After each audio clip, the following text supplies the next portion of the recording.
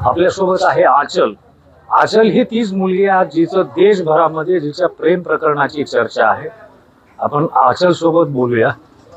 आचल, आज सक्षमचा वाढदिवस, काय नियोजन केलं होतं का तू?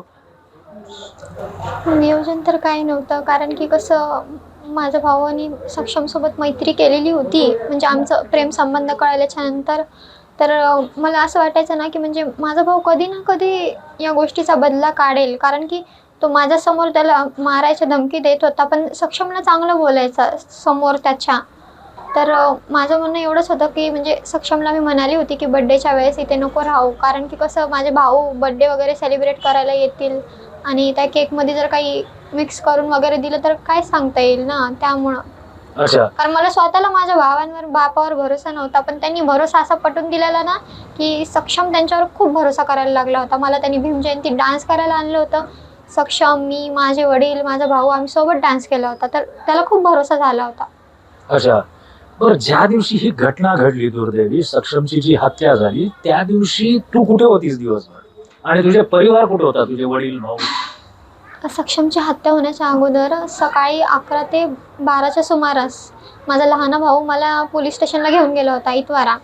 तिथे गेल्यानंतर मला तो सक्षमवर जबरदस्ती केस टाकण्यासाठी मजबूर करत होता. तर मी काय केस टाकण्यासाठी म्हणत होता? म्हणजे काहीही असं त्याच्या मनाने त्यानं कन्फर्म काही सांगितलं नाही मला, फक्त केस टाक म्हणत होता.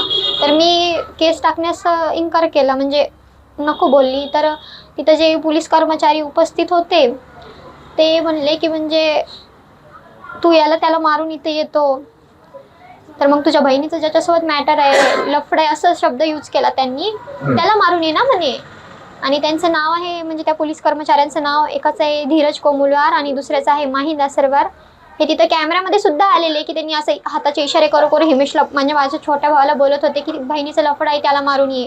त्याला असं चढवत होते. तर माझा लहाना भाऊ त्याला बोलला, ठीक आहे बोलला, आज रात्रीपर्यंत त्याला मारून तुमच्यापाशी येणार मी, तुम्हाला इथे येऊनच सांगणार म्हणे त्याला मारलो म्हणून. अच्छा. मग जेव्हा ही घटना घडली, ते म्हणजे जेव्हा प्रत्यक्षात हत्या झाली, तेव्हा तू कुठे होतीस? तेव्हा मला हे सर्व काहीच माहिती नव्हतं. मला घरच्यांनी, म्हणजे माझे अंकल, आंटी, माझी आजी आणि माझी मम्मी यांनी ना असं सांगितलं की देवदर्शनाला जायचं, म्हणून मला घेऊन गेले. आणि अर्ध्या रस्त्यात गेल्यावर मी त्यांना विचारलं की अचानक देवदर्शनाचा प्लॅन कुठून झाला. तर माझे अंकल मला सांगितले की हिमेशचे, म्हणजे माझ्या लहान्या भावाचे आणि सक्षमचे थोडे भांडणं झाले. तर सक्षमला थोडासा हाताला मार लागला आणि 2-3 टाके वगैरे पडले. तर मला तेवढं, म्हणजे मी थोडी रडली, मग नंतर शांत बसली ना, कारण की सक्षमला काही झालं नाही एवढं तर मला माहिती होतं ना, जास्त काही झालं नाही, मी आल्यावर त्याला भेटेल म्हणून. मग अर्ध्या रस्त्यात मग माझ्या मम्मीचं माहेर आहे मानवत, राहतं भरतीचं, तिथं आम्ही थांबलो मुक्कामासाठी म्हणून थांबलो. त्यानंतर तिथं 1 वाजता आम्ही पोहोचलो होतो. 1:30 वाजता तिथे मध्यरात्री 1:30 वाजता तिथे पोलीस कर्मचारी आले. आणि मला माहिती नव्हतं की माझ्या आजीच्या घरात मागच्या रूममध्ये माझे पप्पा आणि माझा मोठा भाऊ आहे, म्हणजे ते गुन्हा करून तिथे जाऊन बसले होते ना. आणि माझ्या छोट्या भावाला तर स्पॉटवरच पोलिसांनी पकडलं होतं. तर ते दोघे तिथे होते आणि पोलिसांनी माझ्या समोर त्यांना ते घरातून बाहेर काढलं. तेव्हा मला कळालं की ते तिथे होते म्हणून. आणि मग सक्षमच्या मृत्यूची घटना तिथं कळली तुला? तिथे सुद्धा कळाली नाही मला. पोलीस कर्मचारी वगैरे कोणीच काही सांगितलं नाही. 1:30 वाजता आम्ही तिथून निघालो पोलीस कर्मचाऱ्यांसोबत. इतवारा पोलीस स्टेशनला येण्यासाठी आम्हाला 3:30 वाजले. त्यानंतर मला अख्खी रात्र असं काहीतरी वाटत होतं की हां काहीतरी घडलंय म्हणून, पण कन्फर्म नव्हतं मला. ज्या टाईमला मी असं सकाळी बाहेर आली तेव्हा माझ्या वडिलांना आणि माझ्या भावाला तिथं पाहिलं ना, हातकडी वगैरे टाकून म्हणजे हजर केलं होतं ना. तर मी तिथं असं टेबलवर पेपर पाहिला, त्यामध्ये सक्षमचे फोटो दिसल्यावर तेव्हा मी पेपर हातात घेऊन पाहिला आणि तेव्हा मला कळालं की सक्षम नाही राहिला. वाईट घडलेला आहे. नाही, सक्षम नाही राहिला म्हणून. अच्छा. बरं, त्याच्यानंतर तुला असं का वाटलं की आता सक्षम तर नाहीये, पण त्याचा विवाह त्याच्यासोबत करायचा आणि आपण आता सक्षम साठीच राहायचं, हा काय संकल्प आहे तुझा? 3 वर्षापासून आम्ही सोबत होतो. तर विचार करा ना, आम्ही किती स्वप्न पाहिले असतील. आमचे खूप सारे स्वप्न होते, जे म्हणजे माझ्या घरच्यांनी सर्व आमचे स्वप्न तोडले. मला सांगशील त्या स्वप्नांबद्दल? काय ठरवलं होतं तुम्ही? असंच नॉर्मली, म्हणजे लग्न करायचं छान आणि घर घ्यायचं, गाडी घ्यायची, काय काय गोष्टी होत्या? खूप काही होतं असंच.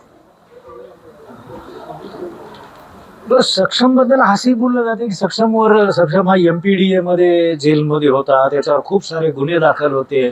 मग हे काय सत्यता आहे ह्याच्यात, आणि खरंच त्याच्यावर गुन्हे दाखल होते का, होते तर तुला माहित होते का हे? गुन्हे दाखल तर खरं मध्ये नव्हते. जे पोलीस कर्मचारी आहेत म्हणजे माझ्या पप्पांचे मित्र वगैरे आहेत, हे धीरज कोमुलवार, माही दासरवार वगैरे वगैरे असे म्हणजे आहेत 2-4. तर ते असं पैसा वगैरे खाऊन सक्षमचं नाव कोणत्याही केसमध्ये टाकत होते. कारण की मी कसं सक्षमला भेटायला जायची, मला जसंही टाईम भेटला, आणि माझे वडील कसं जेलमध्ये होते 2.5 वर्ष, आणि त्यासाठी मग माझ्यावर नजर ठेवण्यासाठी कोणी नव्हतं. माझे वडील आणि मोठा भाऊ माझा जेलमध्ये होते. तर त्यासाठी त्यांनी काय केलं, सक्षमलाही म्हणजे जेलमध्येच ठेवायचा प्लॅन केला, आणि त्याच्यावर असं एकामागे एक असं चुकीचे म्हणजे असं गलत गुन्हे टाकण्यात आले, आणि मग असं झालं. मग बरं, तुझे वडील जेव्हा जेलमध्ये होते तेव्हा त्यांनी पोलिसांना पत्र लिहिलं होतं, सक्षमच्या विरोधात लिहिलं होतं की माझ्या मुलीला तो फूस लावतोय म्हणून. त्याच्यानंतर पोलिसांनी तुला पोलीस स्टेशनमध्ये सुद्धा बोलवलं होतं की तक्रार देण्यासाठी, सक्षमच्या विरुद्ध तक्रार दे असं झालं होतं. आणि तेव्हा तू तक्रार, काय प्रकरण होतं? तुझ्या वडिलांचं आणि तुझं खूप प्रेम होतं असं कळलं. प्रेम तर त्यांच्यावर खूप होतं माझं, आणि तेवढंच प्रेम मी माझ्या सक्षमवरही करायचे. पण मला वाटलं नव्हतं की ते सक्षमसोबत असं करतील, आणि आज ते माझ्या मनातून उतरले, पूर्णपणे उतरले. आणि म्हणायचं म्हणलं तर एवढंच की माझं सक्षमनी माझ्यासोबत असं काहीच गलत केलेलं नाही आहे. ते माझ्या भावाचा एक मित्र आहे, वेदांत कुळदेवकर नावाचा. तर तो एकदा आला होता म्हणजे सक्षमला आणि मला भेटू घातला होता त्यांनी.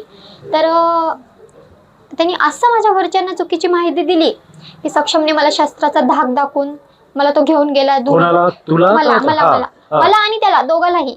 म्हणजे त्याला पण म्हणला म्हणे आचलला घेऊन जाऊ दे म्हणून शस्त्र दाखवला, आणि मला घेऊन गेला तो, आणि माझ्यासोबत जबरदस्ती केली. पण हे असं काहीच नाहीये, त्यानं आतापर्यंत कधीच माझ्यासोबत काहीच जबरदस्ती केलेली नाहीये. त्यानं मला लहान लेकरासारखं सांभाळायचा, आणि म्हणूनच आज मी इथे आहे, त्याच्यासोबत लग्न करून त्याच्यासोबत राहिलेली आहे इथंच. अच्छा, आता तुझ्या परिवारातलं कोण कोण जेलमध्ये आता? माझे वडील, माझा लहान भाऊ, मोठा भाऊ आणि माझी मम्मी, आणि माझ्या भावाचे 2 मित्र.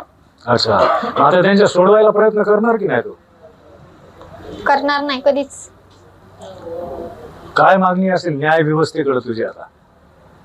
ह्यांना एकदम कडक शिक्षा झाली पाहिजे, आणि माझ्या सक्षम सोबत असं केलं ना तर ह्यांना सुद्धा अशीच मौत आली पाहिजे, आणि मेले पाहिजे सर्वच जण, यांना फाशी झाली पाहिजे. विषय संपला. त्यावेळेस तुझं समाधान होईल? एकदम समाधान होईल माझं. आता तू पुढचं आयुष्य याच घरात काढणार? इथेच. सक्षमच्या मम्मीपासून तर सक्षम दूर झाला ना, आता मी आहे त्यांच्याजवळ, मी राहील, मी त्यांना सांभाळेल. तू काम वगैरे करणार का? सक्षम गेला, त्याच्या आई वडिलांना जगण्यासाठी कोणीतरी आधार हवा ना. मी शिक्षण शिकणार आहे, त्याच्या मम्मीची परमिशन आहे मला, ते मला शिकू घालत आहेत. बिचारे खूप चांगले आहेत ते सर्वजण, आणि त्यांनी मला शिकू घालत आहेत ना. विषय संपला. मग मी शिकून काहीतरी मोठे अधिकारी होऊन त्यांचा सांभाळ करेल मी बरोबर. त्यांना असं त्यांच्या मुलाची कमी महसूस नाही होऊ देणार मी. ही होती आचल. त्यांनी सांगितलं की मी कष्ट करेन पण सक्षमच्या परिवाराला खऱ्या अर्थाने सक्षम करेन. योगेश लाटकर, NDTV मराठी, नांदेड.